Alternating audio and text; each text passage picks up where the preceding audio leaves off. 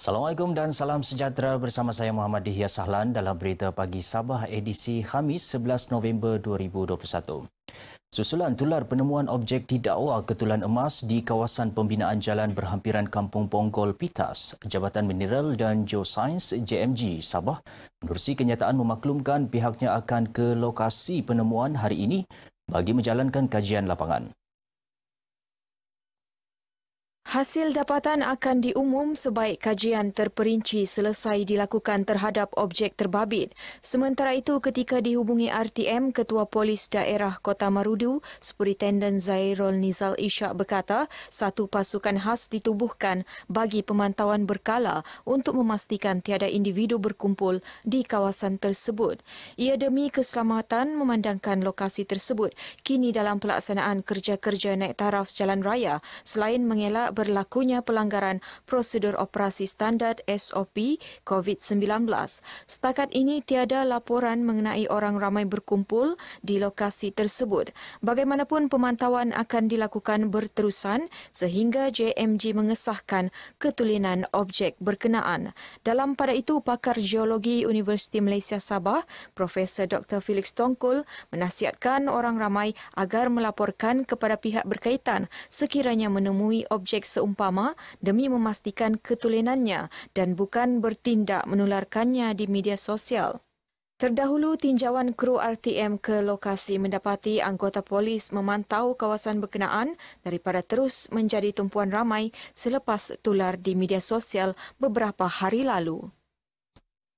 Baik perkembangan semasa COVID-19, Sabah catat 573 jangkitan baharu semalam yang merupakan peningkatan 28 kes berbanding 545 kes pada hari sebelumnya.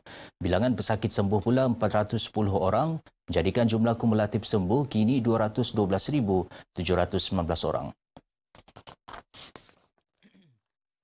Menteri Kerajaan Tempatan dan Perumahan Datuk Seri Panglima Masidi Manjun dalam kenyataannya berkata 13 daerah mencatat pertambahan kes termasuk Kota Kinabalu, Tuaran, Putatan, Papar, Kuala Penyu dan Sandakan. Manakala 12 daerah mencatat penurunan, antaranya Tawau, Kota Marudu, Sipitang dan Ranau. Kes baharu berkenaan dikesan melalui saringan bergejala 239 kes, saringan kontak 293 kes dan lain-lain saringan 41 kes. Jumlah pesakit dalam kategori serius yang memerlukan rawatan di hospital kekal rendah iaitu 4 pesakit dalam kategori 3, 6 pesakit dalam kategori 4 dan 2 pesakit dalam kategori 5. Sejumlah 11 kematian juga dilaporkan di 7 daerah. Tiada kluster baharu direkodkan.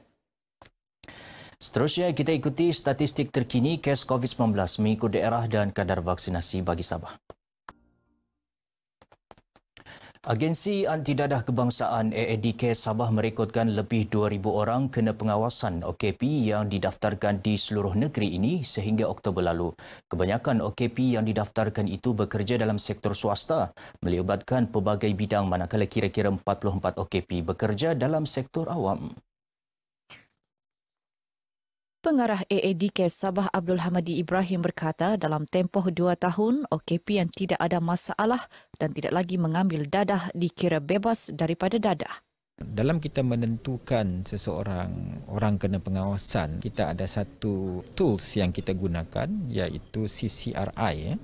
CCRI ini kita akan gunakan dalam tempoh 2 tahun untuk menentukan tahap kepulihan dia.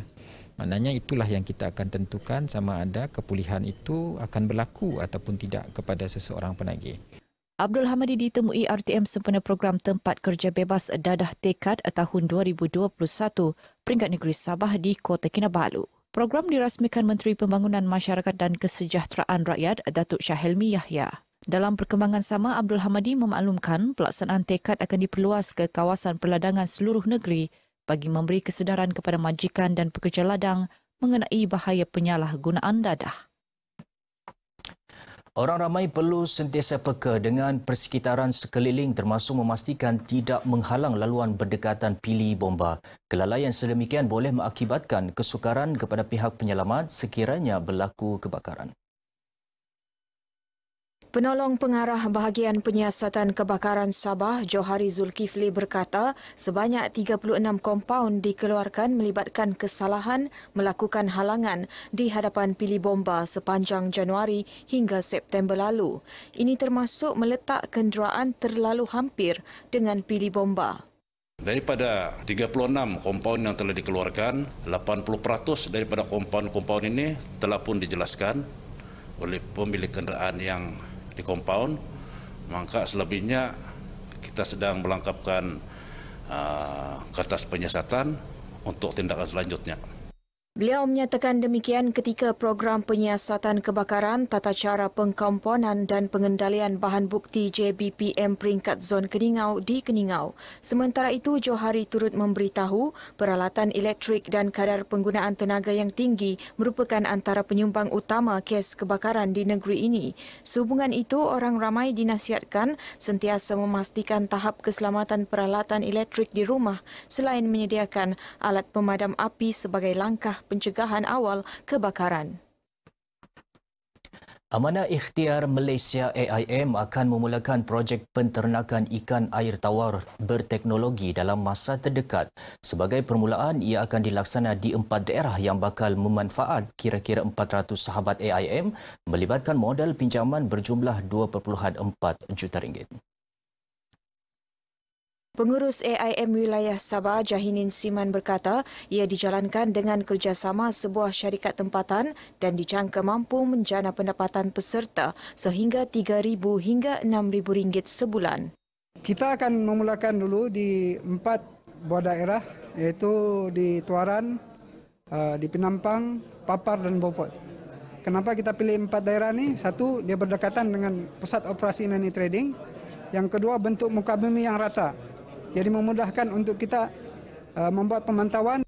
Beliau ditemui media sempena pelancaran pembangunan projek Sahabat AIM Sabah, penternakan ikan air tawar berteknologi di Kota Kinabalu. Syarikat terlibat akan menyediakan kolam ternakan ikan, benih ikan, makanan, cara penjagaan serta pemantauan berterusan sehingga ikan ternakan matang dituai untuk dipasarkan.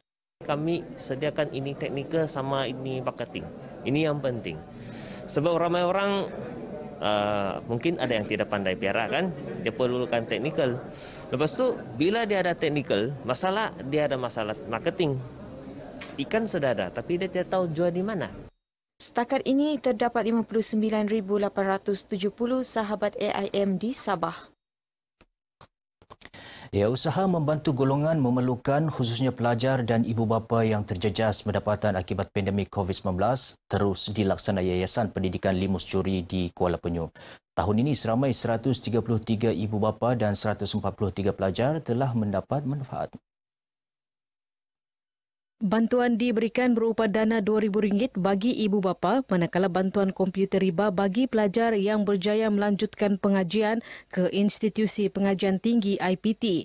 Pengerusi yayasan berkenaan Datuk Limus Juri yang juga ahli Dewan Undangan Negeri Adun Kuala Penyu berkata, program tahunan ini dilaksana bagi memastikan mereka yang memerlukan mendapat bantuan sewajarnya. Itulah misi kita sebagai wakil rakyat untuk membantu sekali kepada nelayan dan juga pada petani, peniaga-peniaga kecil yang kehilangan punca pendapatan daripada pandemi COVID-19 ini. Jadi kita berharap dengan ada dana suntikan sikit kepada ibu bapa dan juga pelajar, diorang akan bersemangat belajar lagi untuk berjaya dalam pendidikan. Datuk Limus ditemui media ketika penyerahan dana dan komputer riba Yayasan Pendidikan Limus Juri di Kuala Penyu. Program ini disambung semula tahun ini selepas ditangguhkan tahun lalu berikutan penularan pandemik. Dalam pada itu, Datuk Limus turut berkesempatan menyerahkan sumbangan berbentuk pukat kepada 25 nelayan kecil dari daerah kecil menumbuk. Saya mewakili semua para nelayan di kampung Menumbuk ni. Bersyukurlah, katakan terima kasih diucapkan kepada Datuk yang sudi memberikan kami sumbangan pukat, mendatangkan impak yang baiklah kepada kami untuk mendatangkan hasil yang lebih baik selama ini. Saya mengucapkan beribuan terima kasih atas bantuan yang pertama kali saya terima pada hari ini. Ada juga lah macam bantu kurang sikit lah, macam kami bermusim bah. Agensi Kerajaan Negeri dan Persekutuan di Beluran diajak ke arah transformasi digital khususnya dalam menyediakan perkhidmatan e-pembayaran seperti yang diperkenalkan Majlis Daerah Beluran MDB. Anggota Dewan Undangan Negeri Adun Labu Samad Jamri berkata ini kerana penggunaan e-pembayaran lebih cepat, mudah dan selamat selain mesra pengguna. Ia sekaligus meningkatkan kecekapan kaki tangan melaksanakan tugas selaras usaha transformasi digital kerajaan. Dan saya harap agar agensi-agensi lain juga di daerah Beluran ini, sama ada agensi negeri ataupun persekutuan yang dapat sama-sama memikirkan untuk membangunkan aplikasi-aplikasi sedemikian ini untuk lebih memudahkan perkhidmatan ini sampai kepada masyarakat. Beliau ditemui RTM selepas pelancaran aplikasi e-pembayaran MDB di Beluran. Sementara itu, Pegawai Eksekutif MDB, Kamariah Ismail berkata pihaknya menyasarkan peningkatan 60% jumlah pendapatan melalui e-pembayaran. Semasa tempoh pandemik ini, semenjak tahun lalu, pendapatan hasil majlis adalah menurun sebanyak 40% daripada kebiasaannya. Tapi insya-Allah dengan wujudnya aplikasi ini, sasaran kami adalah sebanyak 60% daripada pembayaran cukai lah yang akan diterima oleh Majlis Daerah Beluran itu sendiri. Dalam pada itu, Majlis turut menyaksikan penyerahan bayaran yuran perkhidmatan telekomunikasi daripada pengurus Seksyen Khazanah Teknologi, Hermi Pilson kepada MDB bernilai RM224,000. Baik, sekian dahulu berita pagi Sabah kali ini. Sentiasa patuhi SOP dan amalkan kawalan kendiri demi kesejahteraan bersama. Saya Muhammad Diyah Sahlan. Assalamualaikum dan salam hormat.